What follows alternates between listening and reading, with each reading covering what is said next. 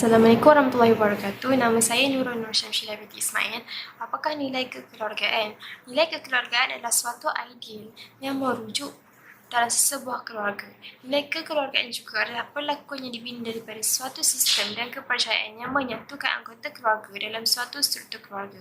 Nilai-nilai moral perlu dipelajari di rumah oleh ibu bapa. Seterusnya boleh disampaikan oleh guru-guru di sekolah untuk mendidik generasi baru dari satu peringkat ke satu peringkat. Terdapat beberapa nilai kekeluargaan yang boleh dipupuk oleh ibu bapa dan guru-guru, iaitu hormat, milik, maaf, komitmen, syukur dan sabar. Hormat iaitu mendidik untuk menghormati diri sendiri dan orang lain. Yang kedua ialah milik. Milik iaitu mengajar erti kekitaan. Yang ketiga ialah maaf. Maaf adalah mendidik erti nilai pengampunan. Yang keempat iaitu komitmen. Komitmen adalah mengajar nilai tanggungjawab kepada generasi baru. Yang keempat ialah syukur. Syukur adalah mendidik cara mengucapkan terima kasih. Dan yang terakhir ialah sabar. Sabar iaitu mendidik untuk tenang dan sabar. Penelitian ini bertujuan untuk menyelidiki penerapan nilai-nilai kekeluargaan dalam pengajaran oleh guru di sekolah serta penglibatan ibu bapa di rumah. Objektif khusus dari penelitian ini adalah untuk menyelidiki nilai-nilai kekeluargaan yang diterapkan dalam pembelajaran oleh guru, meneliti proses di mana guru sekolah menerapkan nilai-nilai kekeluargaan dalam pengajaran yang bertemakan keluarga serta memahami peranan ibu bapa dalam penerapan nilai kekeluargaan di rumah. Nilai kekeluargaan kebiasaannya diterapkan dalam 5 mata pelajaran di sekolah sebagai subtajuk Malaysia, iaitu ekonomi rumah tangga, pendidikan moral, pendidikan jasmani dan kesihatan, pendidikan sivik dan kewarganegaraan, serta pendidikan Islam. Cabaran utama yang dihadapi oleh para guru adalah apabila sebilangan guru yang mengajar bidang kekeluargaan terdiri daripada guru bukan option. Guru bukan option merupakan guru yang mengajar subjek berlainan daripada kelaikan ikhtisas mereka. Hal ini boleh mengakibatkan guru menghadapi masalah untuk menerapkan nilai kekeluargaan dalam diri pelajar kerana ianya berada di luar bidang pengkhususan mereka. Cabaran seterusnya ialah sesetengah guru yang ditugaskan untuk mengajar bidang kekeluargaan tidak mendapat latihan sebanyak yang diperlukan untuk melakukan kerja mereka dengan baik. Sebagai akibatnya, mereka kekurangan pengetahuan yang diperlukan untuk mengajar murid dari bidang ini. Rima percaya bahawa kursus-kursus yang berkaitan dengan kandungan dan pedagogi tajuk keluarga amat penting untuk diadakan bagi meningkatkan kefahaman guru-guru yang mengajar mata pelajaran ini.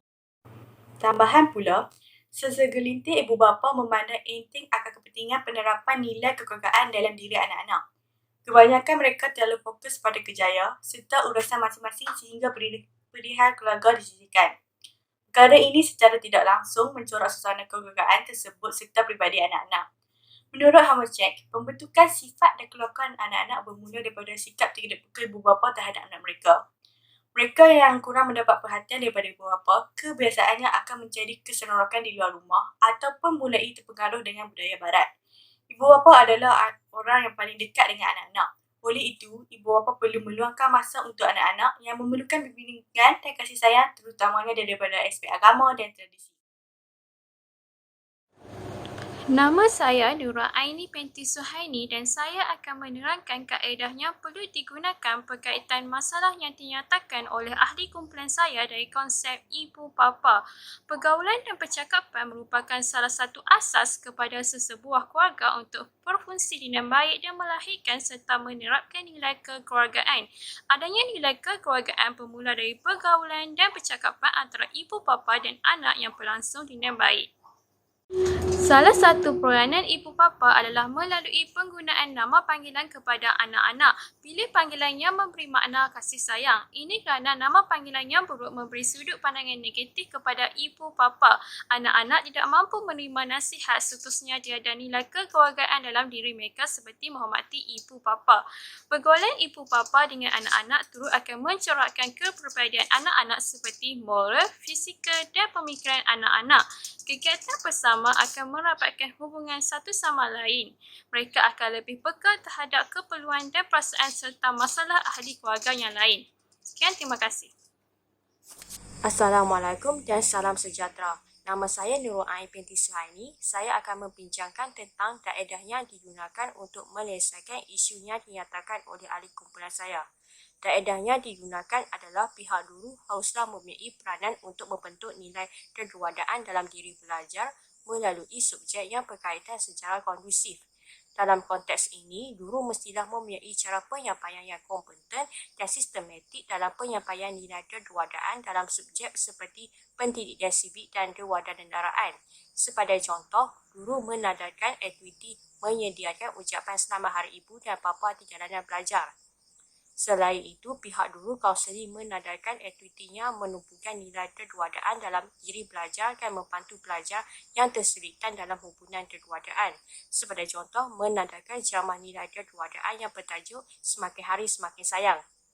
Dengan inisiatif yang dilaksanakan, dipastikan guru dapat mewujudkan nilai kekeluargaan dalam diri pelajar secara perlahan.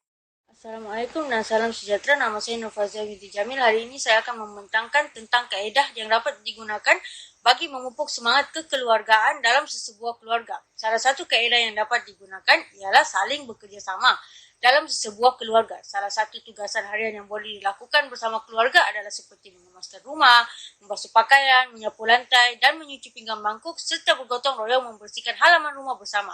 Ibu bapa haruslah bijak dalam mengagikan tugas bersama. Ini kerana anak-anak selalunya suka apabila mereka diberi peluang untuk melakukan tugasan ini kerana mereka berpeluang memainkan peranan penting dalam menggalas tanggungjawab yang telah diberikan. Ini juga dapat memupuk semangat bertanggungjawab dalam kalangan anak-anak. Dengan melaksanakan tugasan bersama, anak-anak dapat belajar dan memahami kepentingan bekerjasama melalui agisan tugasan untuk memastikan rumah sentiasa bersih dan terurus. Ini dapat memupukkan sikap bertanggungjawab dalam diri anak-anak pada peringkat awal. Apabila kesemua rutin telah diterapkan ke dalam rutin harian, anak-anak akan lebih memahami nilai dan kepentingan bekerjasama dalam sesebuah keluarga. Saya Nurul Fitra binti Abdul Rahman dan saya akan mengulaskan tentang kefahaman guru bukan option dalam penilaian murid sekolah menengah. Jadi, jadual 1 menunjukkan 4 item yang ditujukan untuk guru di sekolah di mana majoriti guru-guru sangat bersetuju bahawa mereka telah dapat menguasai konsep dan asas dalam pengajaran. Mereka juga sangat bersetuju mengenai kefahaman mereka dalam kurikulum yang digunakan untuk pengajaran pendidikan. Selain itu, tentang kefahaman mereka berdasarkan modul teras asas dan modul bertema dan akhir sekali dalam usaha mereka yang bersungguh-sungguh untuk membuat persediaan sebelum proses pengajaran bermula. Bagi jadual 2 pula, sebanyak 4 item juga ditujukan untuk guru-guru. Majoriti guru sangat bersetuju bahawa mereka memahami pendekatan pengajaran dalam konteks pendidikan. Selain itu, mereka juga mampu untuk memilih dan menentukan pendekatan dan teknik pengajaran yang dapat digunakan semasa di dalam kelas. Seterusnya, mereka juga dapat memilih dan menyediakan bahan bantu pengajaran yang bersesuaian untuk pembelajaran. Akhir sekali, mereka juga bersetuju bahawa mereka mahir dalam pengendalian murid sekolah menengah. Sekian, terima kasih. Rasakan permasalahan kajian iaitu guru tidak menerima latihan yang mencukupi dan merujuk pada data analisis dan kajian mendapati bahawa pendedahan guru terhadap latihan yang dibekalkan dalam bidang mereka adalah sederhana dan kepentingan latihan dalam perkhidmatan ini selaras dengan pandangan disimul yang berpendapat bahawa pembangunan guru-guru melalui latihan dalam perkhidmatan adalah kunci bagi segala bentuk transformasi pendidikan. Selain itu, kajian juga menunjukkan latihan dalam perkhidmatan dapat membantu mereka meningkatkan keupayaan untuk mengajar dengan lebih berkesan apabila mereka dapat menguasai ilmu tersebut. Dan dalam kajian ini juga, para guru berpendapat bahawa kandungan latihan dalam perkhidmatan yang hendak disampaikan haruslah bersesuaian dengan kehendak pendidikan pada masa kini serta pada masa depan. Dan dapatan ini selari dengan kajian Fishman yang menyokong kandungan latihan dalam perkhidmatan berkisar mengenai kerja guru-guru secara amnya serta kandungan mata pelajaran yang diajar oleh guru tersebut. Assalamualaikum warahmatullahi wabarakatuh. Nama saya Nur Izzati Nabila binti Muhammad dan saya akan membuat kesimpulan mengenai tajuk tugasan kumpulan 14 iaitu nilai kekeluargaan. Nilai kekeluargaan merujuk kepada kumpulan kepercayaan, prinsip, adat istiadat, hubungan hormat dan pertunjukan kasih sayang yang diturunkan dari generasi ke generasi. Seperti yang kita ketahui, keluarga merupakan asas semua masyarakat. Nilai-nilai moral, pribadi dan sosial yang pertama dipelajari di rumah melalui ajaran yang disampaikan oleh ibu bapa kepada anak-anak mereka dan seterusnya diajar oleh datuk dan nenek, adik-beradik, saudara mara atau orang yang mereka sayangi. Nilai kekeluargaan diperlukan untuk mengukuhkan ikatan kesatuan, rasa hormat dan kepercayaan. Akan tetapi, hari demi hari, kita dapat melihat nilai kekeluargaan yang semakin merosak dalam kalangan masyarakat, terutama golongan muda. Oleh itu, tindakan perlu segera diambil bagi memastikan nilai kekeluargaan tidak pupus dalam diri masyarakat. Sebagai langkah utama, penyelidikan dilakukan bagi meneroka nilai-nilai kekeluargaan yang diterapkan dalam pengajaran oleh guru, meneliti situasi guru sekolah yang menerapkan nilai-nilai kekeluargaan dalam pengajaran bertemakan keluarga, serta mencari punca penerapan nilai kekeluargaan daripada ibu bapa yang semakin merosak. Terdapat 3 permasalahan yang dapat diperolehi melalui penyelidikan, iaitu guru yang mengajar bidang nilai kekeluargaan terdiri daripada guru bukan option, guru yang ditugaskan untuk mengajar bidang kekeluargaan tidak mendapat latihan yang mencukupi, serta ibu bapa yang memandang remeh akan kepentingan nilai-nilai kekeluargaan. 3 perkara di atas merupakan masalah utama yang menyebabkan nilai-nilai kekeluargaan semakin terhakis dalam diri golongan muda.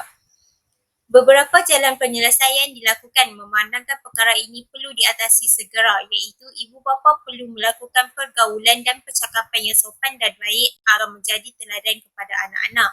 Penyampaian yang berkesan dan sistematik oleh tenaga pengajar, terutama guru yang mengajar subjek berkaitan nilai-nilai kekeluargaan serta memupuk sikap saling bekerjasama antara pihak keluarga agar nilai kekeluargaan ini berjaya dikekalkan dan diterapkan dalam diri golongan muda.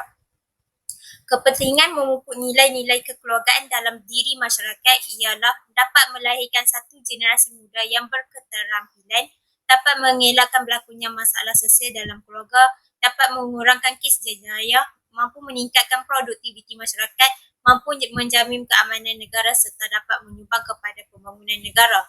Dapat disimpulkan bahawa penerapan nilai kekeluargaan adalah sangat penting untuk diterapkan kepada golongan muda, khususnya generasi Y dan Z yang ada pada masa sekarang. Nilai kekeluargaan perlu diterap dalam diri masyarakat sejak dari bangku sekolah lagi bagi membina jati diri mereka agar lebih bersedia untuk menghadapi pelbagai cabaran dan kemelut sosial di masa akan datang. Usaha memupuk nilai-nilai kekeluargaan ini mampu memberi sumbangan yang besar dalam usaha membangunkan model insan kelas pertama yang beretika, bermoral serta memiliki jati diri yang kukuh bagi mengenangi permintaan globalisasi.